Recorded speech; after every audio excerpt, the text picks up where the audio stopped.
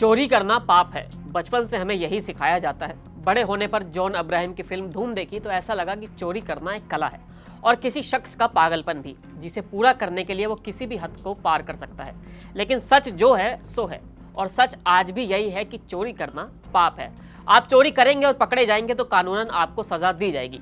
तकरीबन ये हर देश में होता है, अमेरिका से लेकर लंदन तक और नेपाल से लेकर मलेशिया तक। चोरी लोग इसलिए करते हैं क्योंकि उनके पास पैसे नहीं होते या करने को कुछ नहीं होता। बंदा गरीब होता है, अपनी ज़रूरतों को पूरा करने के लिए वो चोरी करता है।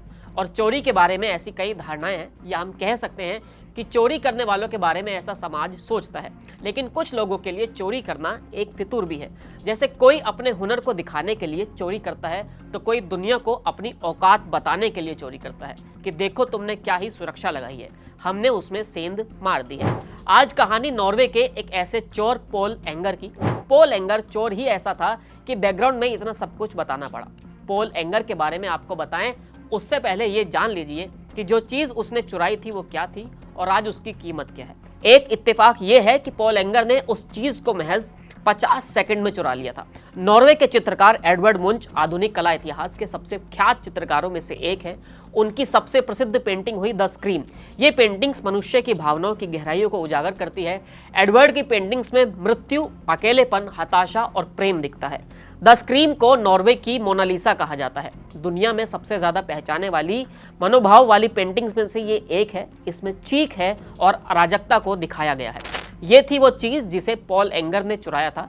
हालांकि बाद में इसे बरामद भी कर लिया गया था और पॉल ने इसके लिए सजा भी काटी थी। साल 2012 में ये पेंटिंग 184 मिलियन डॉलर में बिकी थी।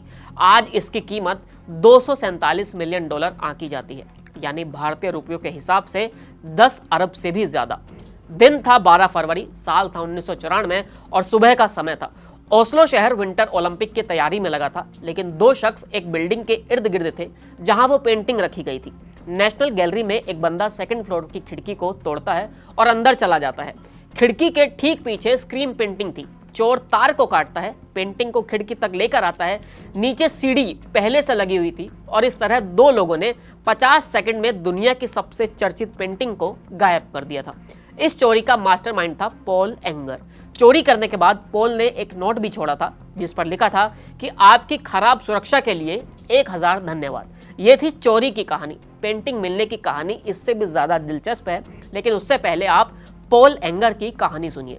पॉल एंगर यूं तो एक चोर के रूप में ही ख्यात हुआ, लेकिन उसका एक बड़ा परिचय यह भी है कि वो फेमस नॉर्वेजियन फुटबॉल का क्लब का उभरता हुआ खिलाड़ी था। 26 मार्च 1967 को ओस्लो में जन्मे पॉल नॉर्वे की शीर्ष स्तरीय लीग, जिसे अब एलिटसेरियन के नाम से जाना जाता है, पॉल इस क्लब के साथ साल 1985 में जुड़ गया था।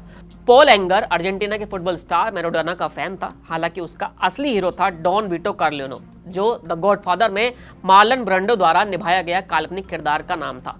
पॉल इस कदर कोरिलियोनो का फैन था कि वो 15 की उम्र में न्यूयॉर्क के उस जगह को देखने चला गया जहां फिल्म गॉडफादर की शूटिंग हुई थी। पॉल को महंगी चीजें चुराना पसंद था, महंगी कारें भी वो चुराता था। एक बार द सन से पॉल ने कहा था कि मैंने अपने 20 के दशक में इतने अपराध किए हैं कि मेरे पास सब कुछ था, कार, नाव, पैसा, ओस्लो की सबसे खूबसूरत महिलाएं, लेकिन मैं कुछ और चाहता था। द स्क्रीम के बारे में पॉल ने कहा था कि इस तस्वीर के प्रति मेरा जुनून पहली बार इसे देखने के बाद ही शुरू हो गया था। जैसे ही मैं तस्वीर के करीब गया, मुझे एक असाधारण एहसास हुआ, एक बेचैनी हुई इसे पाने की। इस गहरा कनेक्शन इससे तस्वीर के साथ मेरा बन गया था जो कभी दूर नहीं हो पाया था। एंगर इस पेंटिंग्स को लेकर इतना पागल हो चुका था कि साल 1988 में पहले प्रयास में जब वो इसे चुराने गया तो मुंच की एक दूसरी पेंटिंग लव एंड पेन चुरा लाया। इस पेंटिंग को वैम्पायर भी कहा जाता है। पॉल हताश हुआ क्योंकि उसे चुराना था द स्क्रीम। खैर, पॉल को इस पेंटिंग को चुराने में अभी भी 4 साल की जेल हुई। दिलचस्प यह है कि वो पेंटिंग को अपने पास ही रखता था। हालांकि किसी ने पुलिस से मुखबरी कर दी और वो पकड़ा गया। 1996 में एंगर को 6 साल की सजा हुई। रिहा होने के बाद उसने कला में करियर बनाने की ठानी। 2011 में नॉर्वे की एक गैलरी में उसकी अमूर्त पेंटिंग्स प्रदर्शित की गई। साल 2015 में उस पर ओस्लो गैलरी से 17 पेंटिंग्स चुराने का आरोप भी लगाया गया। कहते हैं कि साल 2001 में पॉल ने $3000 में एक बिना नाम वाला पेंटिंग खरीदा था। उस दिन नीलामी घर से निकलते समय नेशनल गैलरी के पूर्व सुरक्षा प्रमुख ने पॉल से कहा कि बधाई हो, ये बहुत अच्छी बात है कि आपने वास्तव में एक पेंटिंग खरीदी है, ये चुराने से कहीं बेहतर है। पॉल एंगर के पकड़े जाने की कहानी और द स्क्रीम के मिलने की कहानी भी दिलचस्प है। इसमें लंदन की पुलिस की भी मदद ली गई थी। साथ ही पेंटिंग खोजने के लिए एम्स्टर्डम के एक अंग्रेजी गैंगस्टर की भी मदद ली गई थी।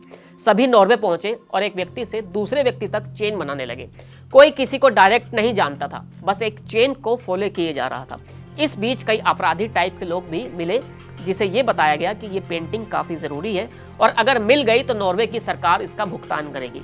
इसी चेन में एक शख्स के घर द स्क्रीम किचन में कालीन के नीचे छुपाई गई हुई थी। 57 साल के पॉल एंगर की मौत इसी साल जुलाई में हुई थी। फिलहाल इस कहानी में इतना ही, फिर मिलेंगे नई कहानी के साथ। शुक्रिया।